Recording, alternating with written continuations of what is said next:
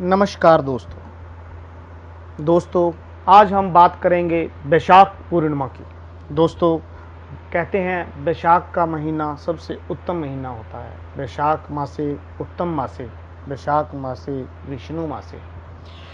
देखिए, इस महायोग, इस महासंयोग, इस दुर्लभ योग के बारे में हम चर्चा करें उससे पहले आप हमारे चैनल को सब्सक्राइब अवश्य कर लें और वीडियो के नीचे दिए गए बेल आइकॉन को अवश्य दबा दें ताकि आने वाला हमारा कोई भी वीडियो आप तक पहुंच सके और आप उससे लाभ ले सकें। तो मित्रों, हम बात कर रहे थे आने वाली 10 मई को जो महादुर्लभ योग बन रहा है, महायोग बन रहा है, जिसे कहते हैं बुध आदित्य योग, जो कि 10 मई को बन रहा है और पूर्णमासी वैशाख पूर्णमासी को बन रहा है। मित्रों, इस दिन गुरु मंगल के नवम पंचम योग के कारण जिन लोगों के विवाह में परेशानी आ रही है उन बच्चों के लिए ये बहुत ही विशेष योग है। जिन लोगों को धन की कमी आ रही है, जिन लोगों का स्वास्थ्य में परेशानी रहती है, उन लोगों के लिए ये बहुत ही विशेष समय है दान पुण्य करने का, पाठ पूजा करने का, उपाय करने का। इससे पहले ये योग 22 अप्रैल 1720 में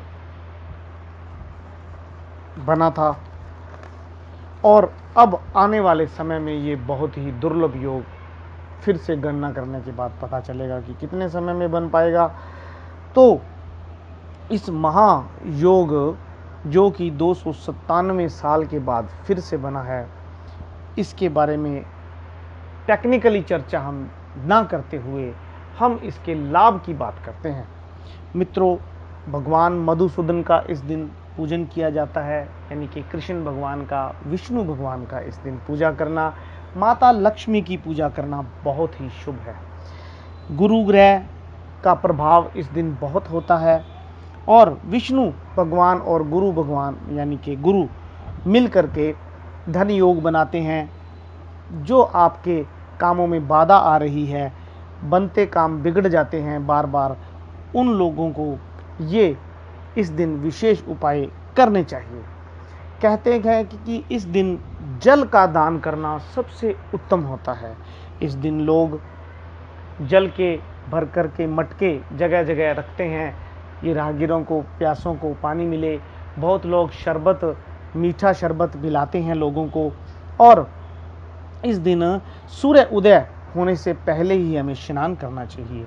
अगर हो सके तो किसी पवित्र नदी में स्नान करना चाहिए। कहते हैं कि गंगा के अंदर इस दिन स्नान करने से जो है सबसे ज़्यादा पुण्य मिलता है। लेकिन जिन लोगों के आसपास कोई भी बहती नदी हो उसके अंदर जा कर के स्नान करें, या आप अपने घर में गंगा जल मिलाकर सुबह सूर्य उदय से पहले स्नान करें। उसके बाद आप जो है शीतल वस्त्र पहनकर, यानी कि शांत वस्त्र पहनकर मंदिर जाएं, भगवान विष्णु और लक्ष्मी की पूजा करें और साथ में जल का दान करें, या उस दिन मिल करके समूह के रूप में प्याऊ लगाएं। अकेला प्याऊ लगाना कहीं लोगों के लिए जो है कुंडली के अनुसार उत्तम होता है, और कहीं ऐसा भी होता है कि प्याऊ लगाना अच्छा नहीं होता योग के किसी विशेष योग में। तो आप समूह रूप में लगाएंगे, मिल करके अगर प्याऊ लगाएंगे तो उसमें कोई भी दोष नहीं पड़ता। इसलिए मिल करके आप प्याऊ भी लगा सकते हैं। उस दिन से प्याऊ की स्थापना करें और आने वाले वर्ष, पूरे वर्ष तक पानी चलता रहे। जितना समय आपका है तब तक पानी जो है उस प्याऊ में चलता ही रहे। तो ये महापुण्य का काम है। इससे विष्णु भगवान बहुत प्रसन्न होते हैं, माता लक्ष्मी बहुत प्रसन्न होती है। मित्रों, इस दिन जानवरों के लिए, सबसे पहले पंछियों के लिए आपको पानी की व्यवस्था करनी चाहिए। जगह जगह आप पात्र भर के, जो कि बर्तन का पात्र भर के, अपना मिट्टी का पात्र लीजिए और उसे भरकर, या किसी भी बर्तन को भरकर आप अपनी छत पर रखें, आसपास पेड़ पौधों के नीचे रखें, ताकि जो पंछी है उनको जल मिल सके। और जो पशु हैं, गाय है, बैल है या अन्य पशु है, उनको भी जल जो है प्राप्त हो सके, और जिनकी प्यास बुझ जाती है गर्मी के अंदर, उनका सबसे बड़ा दान माना जाता है, वो उसकी आत्मा तृप्त हो जाती है। हमने देखा होगा कि हम अगर किसी प्यासे आदमी को, बहुत प्यासे आदमी को शीतल जल भी पिला देते हैं तो वो इतना प्रसन्न होता है, उसके मन में इतनी अच्छी पॉजिटिव एनर्जी निकलती है, भाव निकलते हैं कि आप प्रसन्न रहें, आप खुश रहें। तो मित्रों, इस दिन तो किया गया कार्य बहुत ही बढ़िया माना जाएगा। मैं आपको अब विशेष उपाय बताने जा रहा हूं, आप सुनिए। सबसे पहले धन योग के लिए आपने एक नया कलश लेके आना है, यानी कि एक नया बढ़िया मटका लेके आइए। उसको आपने गंगा जल थोड़ा सा मिला करके जल से भरना है, और साथ में आपने 5 सुपारी, थोड़ी सी हल्दी कुमकुम, कलश के अंदर थोड़ी सी टीका लगाना है, और जो है स्वास्तिक का निशान हल्दी और कुमकुम मिला करके आपने जो है उसको, कलश को अच्छे से सजाना है। उसके साथ आप उसमें जल भरें। जल भर करके कोई आप फल उसके ऊपर अवश्य रखें, या आप नारियल भी रख सकते हैं। और उसके बाद आपने उसके अंदर थोड़ा सा शहद, शहद बहुत शुद्ध होता है इसलिए शहद अवश्य मिलाएं, और गंगा जल मिलाकर इस कलश को आपने जा करके किसी विद्वान ब्राह्मण को दक्षिणा सहित दें। और इससे पहले, देने से पहले आपने क्या करना है कि उस कलश को घर पे रखें।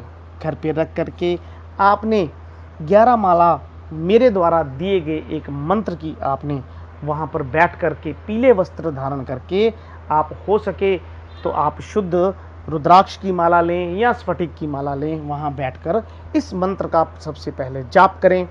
ये मंत्र है ओम क्लीम कृष्णाय गोविंदाय गोपीजन बल्लभाय स्वाहा।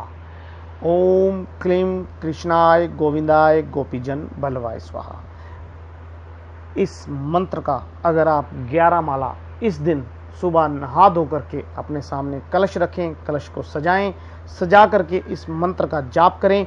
जाप करने के बाद आप दक्षिणा सहित जा करके विद्वान ब्राह्मण को दें, और आप भगवान विष्णु के चरणों में नतमस्तक होएं, तो देखेंगे आपकी, इससे आपको जो है, जो भी आपके जीवन में परेशानियां चली आ रही है वो दूर होंगी, और आने वाला समय आपका जो है भविष्य सुरक्षित रहेगा। तो ये आप अवश्य उपाय कर लें। फिर आपको मैं दूसरा उपाय बताता हूँ।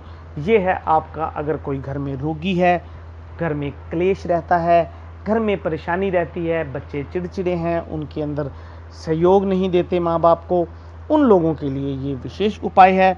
आपने क्या करना है कि रात के समय आप खीर बनाएं। खीर आपने बनानी है, थोड़ा सा उसके अंदर केसर डाल लें, शुद्ध कर लें उसको, या उसके अंदर आप शहद भी डाल सकते हैं बनने के बाद।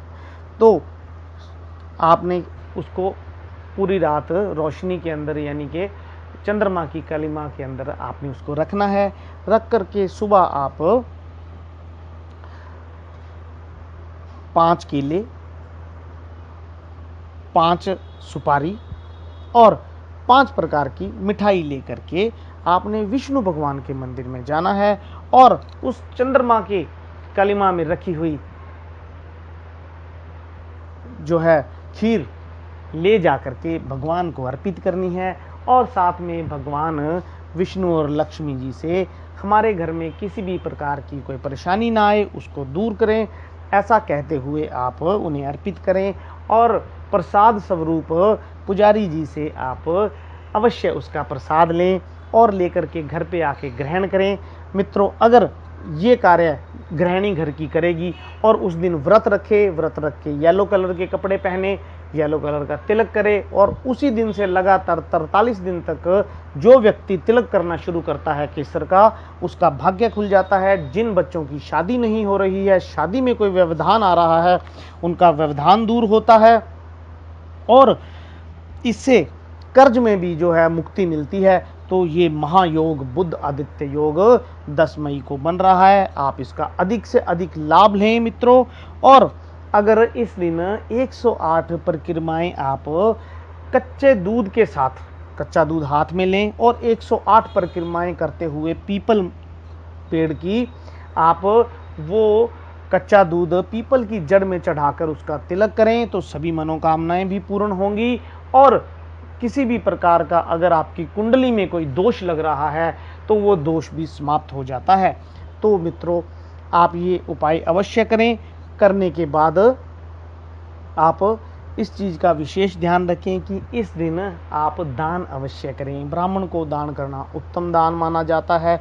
इसके साथ साथ एक और विशेष उपाय मैं बताने जा रहा हूं। अगर वो उपाय भी आप साथ में करते हैं तो जिन बच्चियों की शादी नहीं हो रही, जिन शादी में बार बार विघ्न पड़ रहा है और उसके कारण वो बहुत ही परेशान रहती हैं, तो उन्होंने क्या करना है कि एक पीले कौड़ी लेकर के आनी है, उसे धागे में बांधकर उस दिन से आपने अपनी बाजू पर बांध लेना है। भगवान विष्णु और लक्ष्मी का आशीर्वाद लेकर के आना है मंदिर से और 43 दिन तक केसर का तिलक लगाना है और थोड़ी सी हल्दी डालकर नहाना शुरू करना है।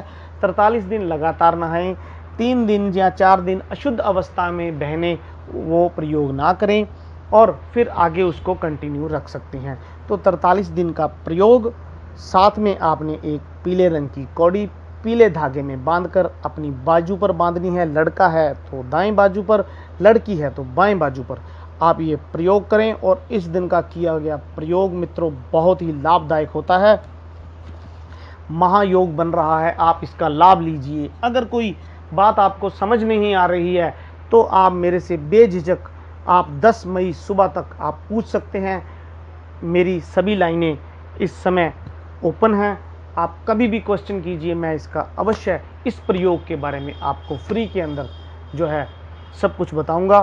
तो हमारे चैनल को सब्सक्राइब करें और वीडियो के नीचे दिए गए बेल आइकॉन को अवश्य दबा दें ताकि आने वाला हमारा कोई भी अपडेट आप तक पहुंच सके और आप उससे लाभ ले सकें। ये सब आप लोगों के लिए ही बताया जा रहा है और इतने दुर्लभ योग के अंदर इतने अच्छे उपाय हम दे रहे हैं। मित्रों, ये उपाय अवश्य करें और लाभ कमाएं। धन्यवाद। जय माता हिंगलाज की।